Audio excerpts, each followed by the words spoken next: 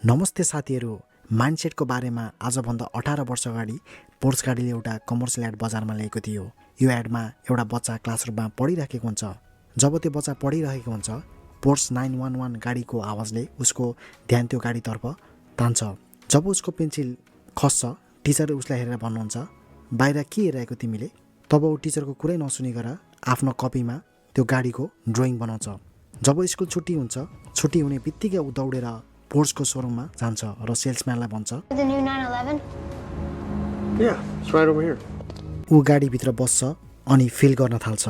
ऊ गाडीबाट बाहिर निक्लेर भन्छ, के म तपाईँको कार्ड पाउन सक्छु? उसले बिजनेस कार्ड लिएपछि सेल्सम्यानलाई भन्छ, I'll see you in about 20 years.